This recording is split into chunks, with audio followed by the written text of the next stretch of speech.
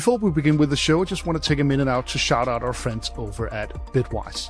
Bitwise has a lot to offer people like us who live and breathe crypto. They are a crypto asset manager with more than $10 billion in client assets. They offer more than 30 products, and they've been building some of the most successful solutions in crypto since 2017. But here's what really stands out for me. Bitwise actually gets the crypto community. They donate a percentage of their profits from Bitcoin and Ethereum funds to the developers who help keep those networks running. What's their philosophy? If the ecosystem wins, everyone should win, and that includes the builders. You can't help but respect that. So go check out Bitwise, go to bitwiseinvestments.com and see all they've got to offer. That's bitwiseinvestments.com. There are tons of ways to invest in crypto. Do it with the people who care. Look for Bitwise.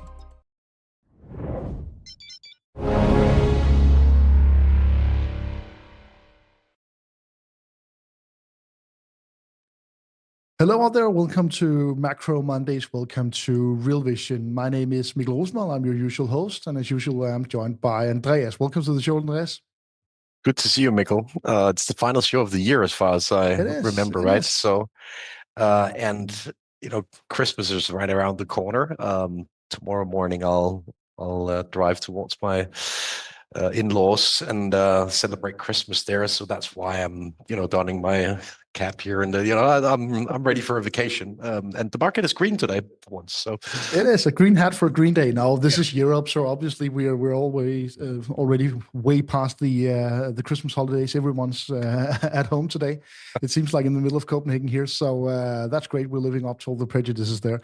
As you said, this is the final show for the year. It's been a great year, Andreas. We're gonna shoot a little shit today. Try and look back at a crazy year in global macro. I mean, we can say that every year, but this one, Andreas, there's been a lot to talk about. It hasn't been the worst year to do a macro show, I'll have to say. We'll try and reminisce some of it, look at the best trade, worst trades, some of the best hot takes. I've brought out mine, best hot take of the year, and look at that. Just a little reminder that for this is obviously our free show. We do a little sneak peek into all the research that we publish at Real Vision. Amongst other things, this week we are publishing our year-end or beginning of the year portfolio update. We're laying out our entire playbook for 2026 with our 8 main investment thematics. It's a 50-page banger that you can catch. So I don't know if that's more of a scare tactic or a draw, but anyway, you can catch that with a pro subscription for Real Vision. So go check that out. That's also the way to get weekly updates on our trades and changes in our model portfolio. So that's the best way to get completely actionable here. Also, just a reminder that from January 22nd to 25th, we'll be in Miami Beach, Florida, in the US for the crypto gathering, the yearly Real Vision crypto gathering. There are still tickets on sale, so be sure to check that out if you want to catch me or Andreas over there, or just listen to us. Maybe that's perhaps more realistic or advisable. Andreas, before we get to looking back at 2025, let's just have our usual little disclaimer here, because I think this year has proven that we've had some great trades. We've had some less than great trades. Overall, we have to say that we are... Sometimes maybe good, sometimes maybe shit. Exactly. That's the way it is, Andreas. Okay, Andreas, I want to hit you with something before we get to your history 2025. This has been haunting me for the past 3 months because I laid this out as the laugh of the week during our show in early October. Let's have the tweet on the screen here. or this is not a tweet, it's a Reddit post, and it's from December 12th, 2023. So it's 2 years old. And here he's laying out that from all-time highs to all-time highs, all-time low to all-time highs in Bitcoin, you have a cyclus of 1,064 days and then 364 days to all-time low, and that just goes. And that would put the all-time high of the cycle at October 7th, Andreas. And do you know what happened on October 7th? Yeah, it says October 6th, so it was way off. Yeah, 6th, I'm sorry. Yeah. It was October 6th. I'm sorry, I'm misreading this. It was actually the exact day. And when I brought this on the show, we both had a laugh of it. This was the sort of the hot take. Completely right. But how on earth do you do this, Andreas? And is this just a coincidence? Is there anything to it? I've been haunted by this. I guess if there's some fundamental merit to this, it has to be linked to the halving cycle of Bitcoin, right? And the subsequent spillovers to price action. But this is a great example of what you could call a keep it simple, stupid rule, right? In many ways, I'm a fan of such frameworks because as long as they work, they work. The issue here is that it may be that after Bitcoin has sort of matured as an asset, that it is no longer as firmly tied to this halving dynamic, and maybe it's much rather tied to the liquidity and business cycle, especially now that it's no longer just, a small tech evangelist space, right? You've got everyone from BlackRock to retail funds to wealth funds from other countries, etc., involved in this trade, which makes it more of an macro asset than it was probably in, say, in 2015, right? So I personally still doubt that this pattern is just here to stay forever. If it is, oh boy, it's easy to make money. It is July 25th, 2028 should be the next all-time high in crypto. So I'm not going to wait that long. I don't have patience for that. I think we're going to go there sooner, but yeah, we'll have to see, Andreas. Anyway, that's still the big picture from my head here in 2025. What are you going to remember from this year, Andreas? Obviously, we had the Trump inauguration, we had Liberation Day, we had all that stuff going on in the spring. We had the Iran-Israel war through huge shockwave through the market, continued struggles with China, US lockdown. What do you take away from this entire year, Andreas? So what I'm most proud of this year is the, live on tape recording we did on the very morning of the DeepSeek sell-off in Nvidia. We hosted a show, me and our CIO at the time, Alex, around this topic of AI and whether DeepSeek would wreak havoc with this whole investment cycle and CapEx cycle that was ongoing in AI. And we basically got to the conclusion that it would accelerate it. And that has been an incredibly good view. At that time, it was very comme il faut, as you would say in French, to say that Nvidia was toast, because DeepSeek kind of revealed that you could train your models much cheaper, and so on and so forth. But in my opinion, what the DeepSeek story and that sell-off proved was that even if you commoditize AI, there'll still be a big CapEx cycle because the further we get towards commoditization, the more people will invest in it. And I couldn't stop laughing when you sent me a picture of a very small municipality here in Denmark buying their own Nvidia rack, basically based on, I think, the H200s. They bought some of the older ones, right? But just a small municipality because they needed a local version that you couldn't access from the outside. So my point is just even a small clueless municipality in Denmark is buying Nvidia chips, right? So that is, to me, a good example of the commoditization that is ongoing. Very, very good point, Andreas. And a positive. One of the things we got right. We're going to be drawing or diving into some of the things that we didn't get right here. Yeah.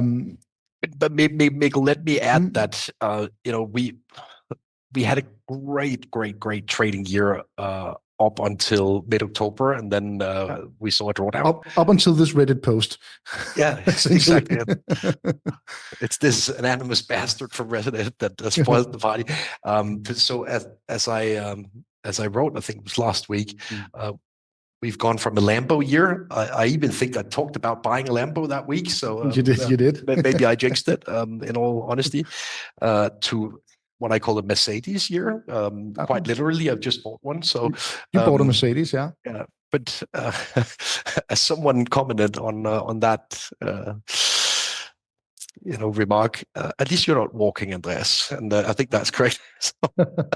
And to be honest, you are walking more than you're driving, but that's a whole different story. Absolutely, Andreas. This is true. We've gone from almost 70% up in our portfolio, I think, at the high points, to where we're going to end this year in the model portfolio, about 30, 28. 35, I think. Okay. That's still quite decent, Andreas. Still a very good year. So, Andreas, I wanted to take you through this chart you sent me earlier about performances of indices.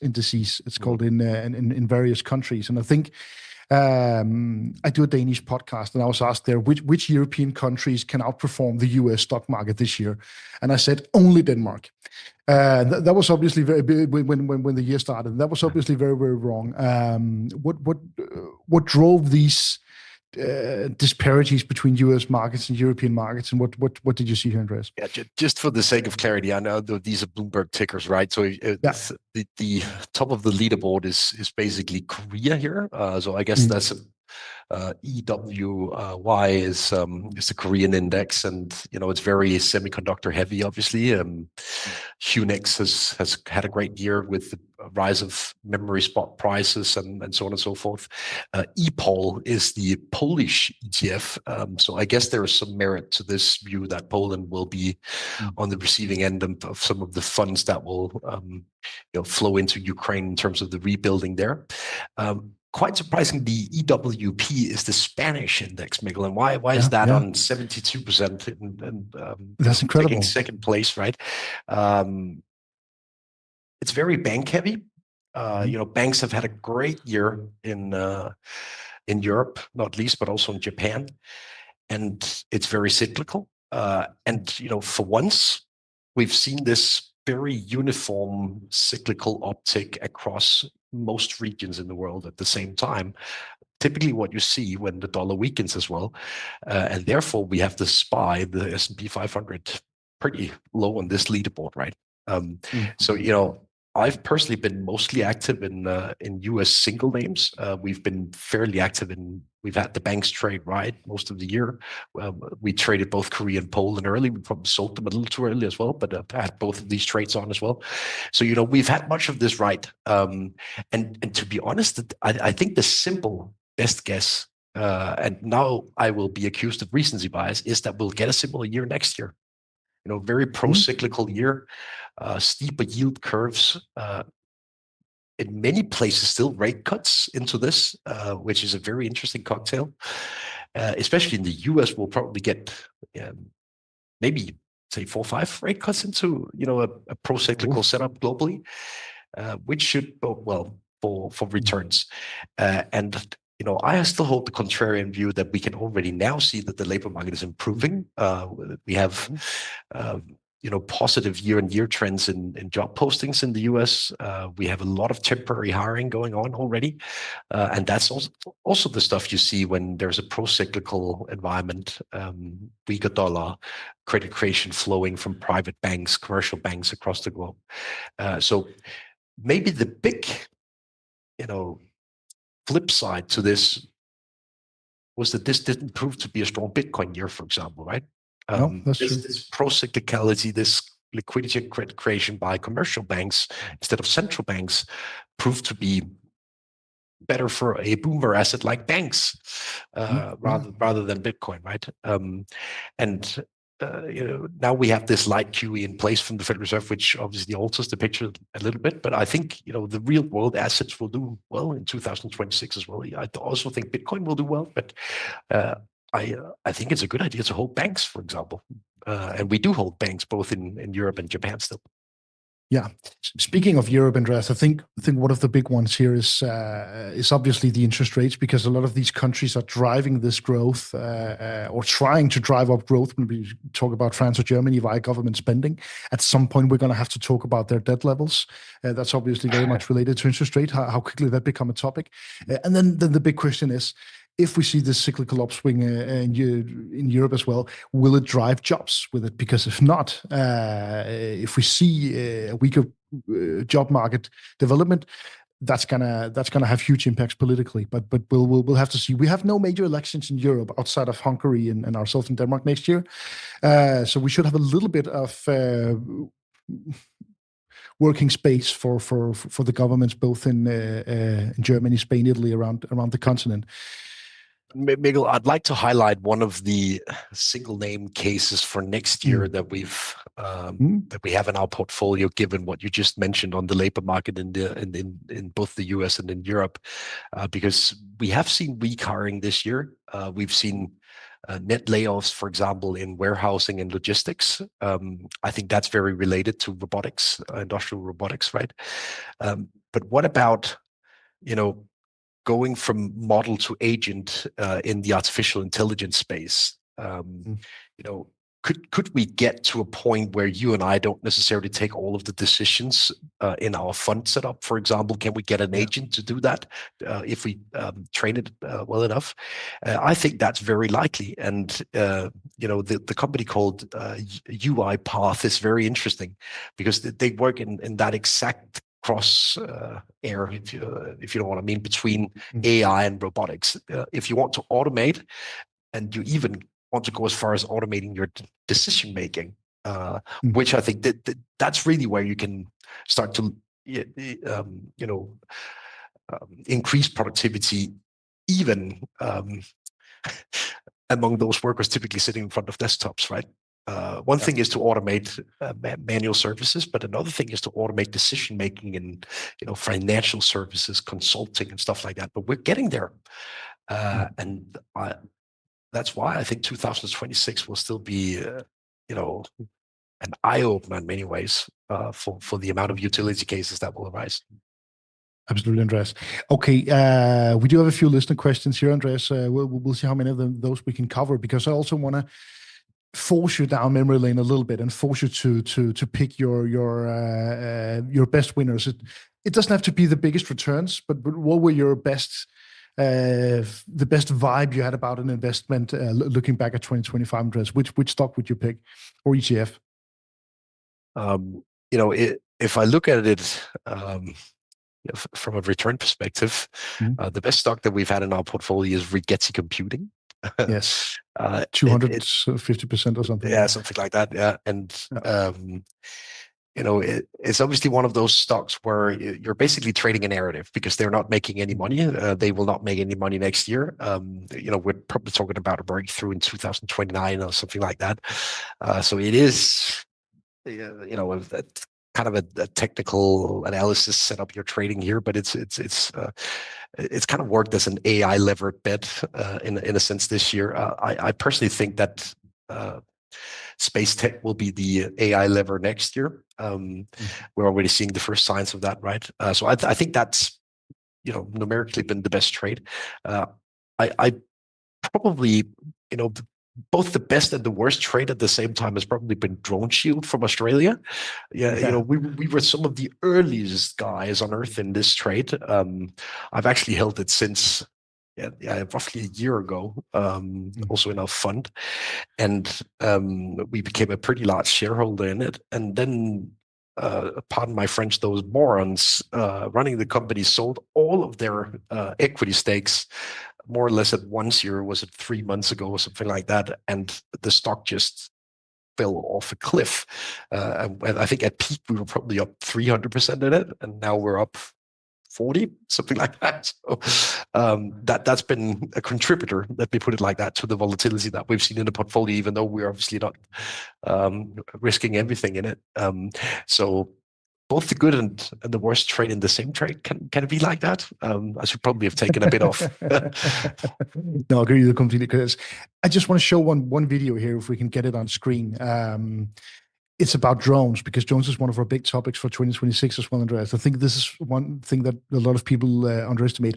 I don't know how clearly you can see this from the video. Sorry if it's a bit, but it's a video from the front line in Ukraine, or just behind the front line in Ukraine. It's a city, and it almost seems like you have a spider web wrapped all over it. That's the nature of warfare today. You have fiber optic cables in the tens of thousands going from roof to roof to roof to the front line. Drones are completely changing the face of modern conflict, modern conventional conflict, even high-level conflict, as we're seeing in Ukraine. And that's just a massive topic, Andreas. This is enormous CapEx investments, if you can call it that, procurement expenses in the military that's going to be diverted towards drones, both wireless drones, but also wired drones. Who would have even thought this a year ago? Things are moving so fast. That's what happened when you have a war. People have to be inventive. all your drones are being jammed by companies like DroneShield and their technology. Oh, well, you plug a fiber optic cable in it. The Russians are mass producing 60-kilometer spools of fiber optic drones. So this is one of the trends that we're going to be very big on. I just wanted to throw this in here because I think this is such an incredible video. You can go search for it if it's not too visible on the screen here. Okay, Andreas, we've already talked a lot about our thematics for 2026. People will have to read the entire report for that. I want to bring in a question here, and it's a little bit out of sympathy also because he posted a great meme with it. Casper has been asking us every single week, at least this past 6 months, this question. Let's get the tweet up on the screen here. When will ISM cross 50? This is an amalgamation of Trump and the vibing cat and everything. So I just had to give Casper a little bit of screen time here. Yeah. I'll wish anyone but Casper a Merry Christmas after this. Yeah. Joking aside, it's been a puzzle, I'd say, in many ways, why the ISM manufacturing has been flatlining for years now. We've actually seen a cyclical uptick in many PMIs outside of the US. So I'd even argue that the US business cycle is probably doing a little worse than many of its peers right now.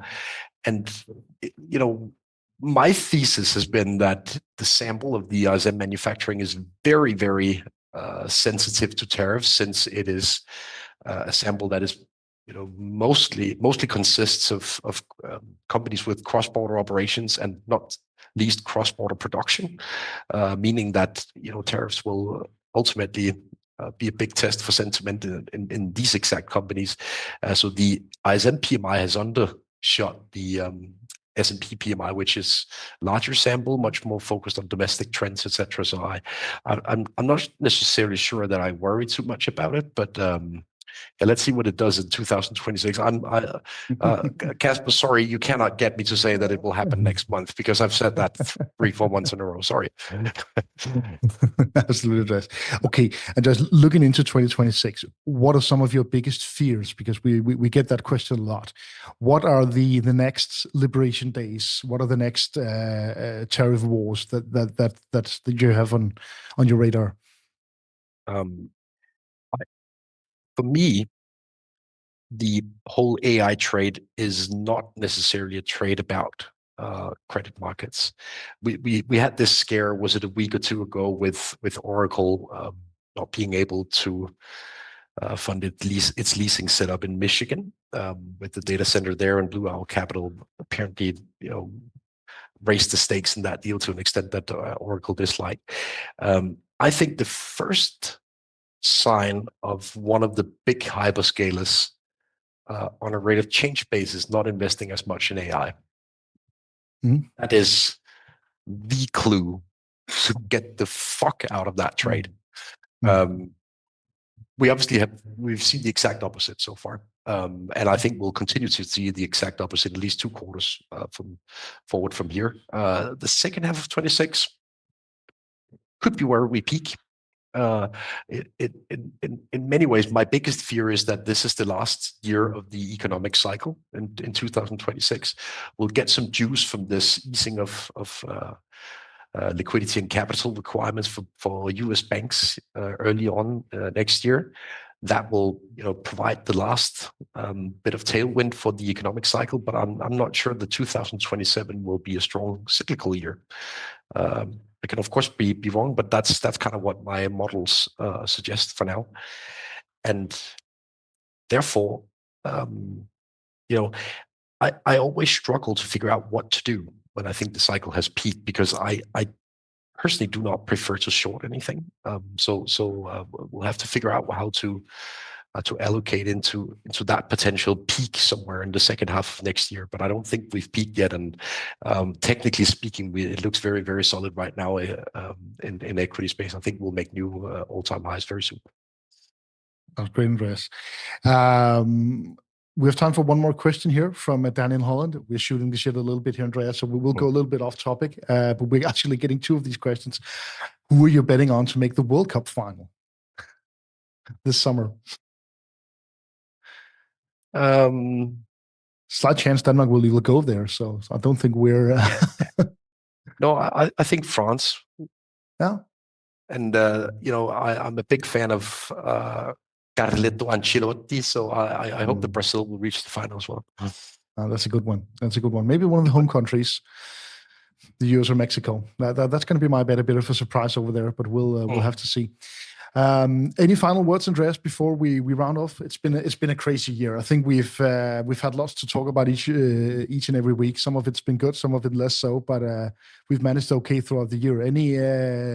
Any final words of wisdom for the listeners here, Andreas? It's actually incredibly relevant that we will see an easing of bank regulation early next year. I cannot underscore how important supplementary leverage ratios are. I've worked in a bank treasury before. I worked in a bank treasury during the time where we received a new stack of papers every single month to implement. And we're now, for the first time in probably a couple of decades, talking about rolling stuff back. Even in the Eurozone, we have the momentum in the opposite direction. So I'll say two things about that. The first thing is that it is incredibly pro-cyclical when you ease bank regulation because banks will take more risk when they're allowed to. On the other hand, it also means that the blow-off top and the subsequent bust will be worse than if you didn't make these easier regulations.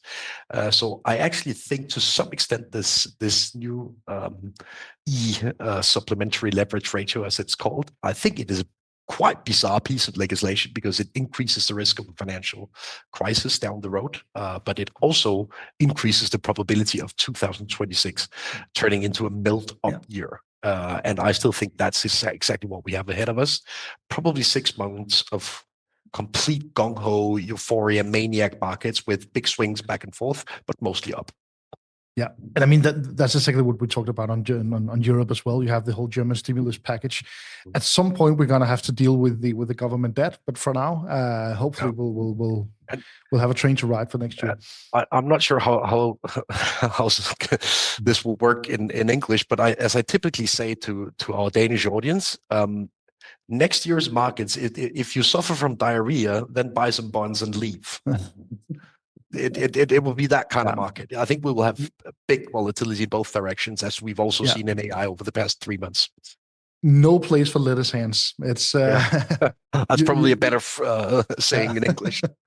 No lettuce hands out there, guys. Don't fuck this up. Okay, guys, it's been a wonderful year. It's been great to complete our full migration to Real Vision.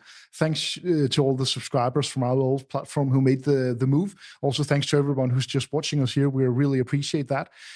Make sure if you're following us on YouTube, you can probably subscribe. I don't know how that works. On X, you can definitely follow both Real Vision, myself, and Andreas. And on Real Vision, you can leave comments. We'll be very, very active in there also over the holidays, even though we're going to take a little bit of a vacation here, Andreas. But if I know you're right, you will be posting even from New Year's dinner. No promises though, but I know you well enough, Andreas. So thanks for a great year. Thanks to you, Andreas. It's been wonderful doing these shows every week. We'll keep the pace up next year, do even more on Real Vision, and hopefully we'll make a lot of money together. So thanks for a great year. Happy holidays and happy New Year's out there. We'll see you next year.